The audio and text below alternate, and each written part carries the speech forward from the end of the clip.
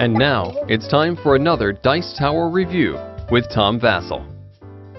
Hey folks, today we're taking a look at a party-style game called Concept. Now, Concept has a really cool cover.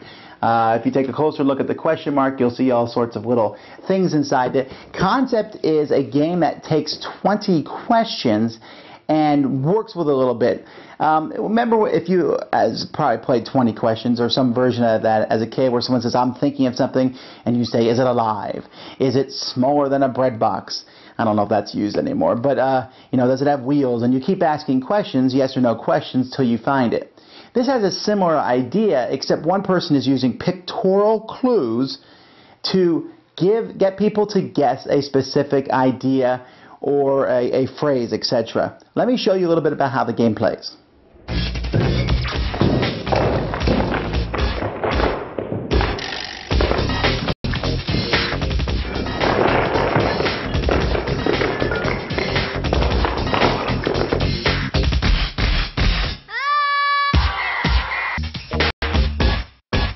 This is the board of Concept, and the board of Concept is really cool because it has all different spots on it, objects on it.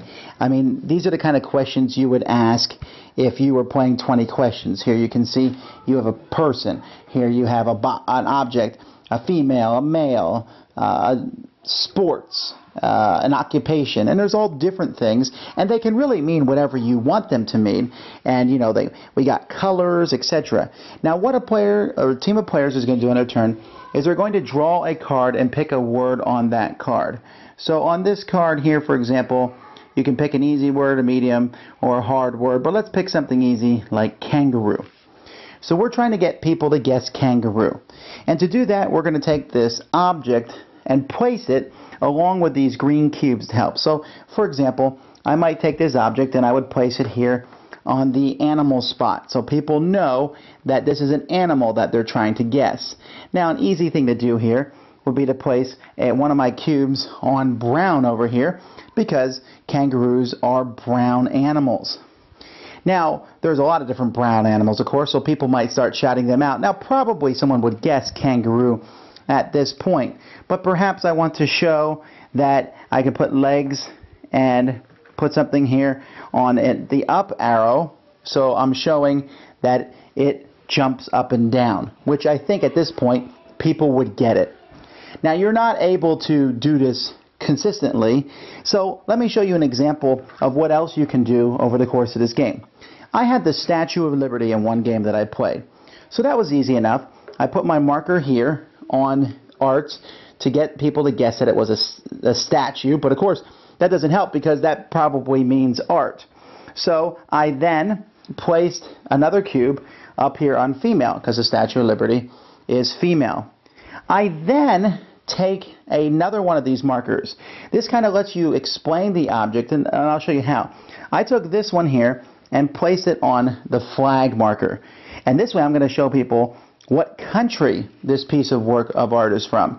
And over here, I simply put red, white, and blue, and then I also put one on a star, because there are several countries with red, white, and blue, but there's not as many countries with red, white, and blue and a star. So now people knew that it came from America, and so they were able to use these cubes matching with the yellow, but the green is still the main item.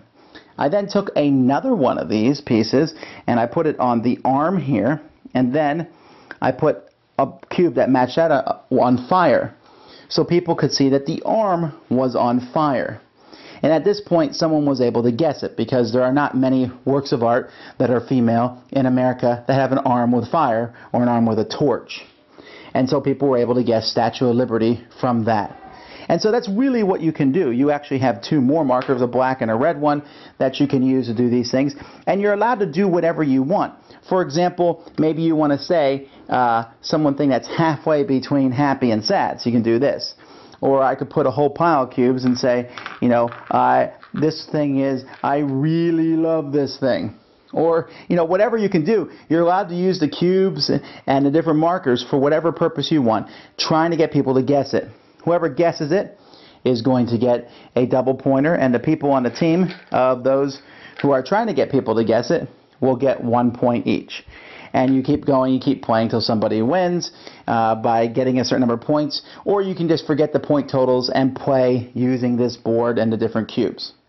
The game is helped somewhat by having this sheet that gives you an idea of what everything is. Because there are things on there that mean like a phrase. The phrases are harder. For example, getting someone to guess jeans might not be so hard. Getting someone to guess cast the first stone, or pour money down the drain, or in the kingdom of the blind, the one-eyed man is king. Those things are harder for people to guess. Now, let's first of all talk about this as a game itself. As a game itself, this thing kind of struggles. It's more of an activity than a game. There's ways to get points on it. I found the best way is to have one person put out the clues and such, have everyone else guessing, and then if the other person will get points basically based on how difficult the word was. 1 point for an easy, 2 for a medium, 3 for a hard, and the person doing the clue will get the same amount of points. But we also added a time limit. There's no time limit in this game, which is kind of weird because it's like finish when you want to. I don't want to finish. Now this has the same problem that Pictionary can have, where someone will put their cubes out and you're like, okay, that doesn't help, and they just keep pointing at the cubes. Well, that doesn't change anything. Where someone will draw a picture in Pictionary and they point at it and point at it. You're like, well, we don't know. Draw something else. Same thing can happen here. But the creativity possibilities of this are amazing. This game I've played, it works well with kids. It works well with adults. People have different things. We modified some things, like when we had the black marker. We started using that whenever a black marker was put out. That meant not. So this was not these things. And sometimes that would help. And utilizing the cube, sometimes very cleverly, the order you put the cubes down in can matter. You can stack cubes to show that something's tall. There's so many possibilities. This is a very thinky style game, and I really, really enjoy it. Although, like I said, I'm hesitant to call it a game and more of an activity, just like Pictionary or things like that are. But certainly something everybody, I think, should try out at least once. A really cool idea. Concept. Thanks so much for watching the Dice Tower videos. Find more great videos and reviews, as well as our top-rated audio podcast at Dicetower.com. You can also find other great shows at Dicetowernetwork.com. I'm Eric Summerer, and you've been watching The Dice Tower. The Dice Tower is sponsored by Cool Stuff Inc., where you can find great games for great prices. Cool Stuff in stock. Check them out at CoolStuffInc.com. Shut the door. There.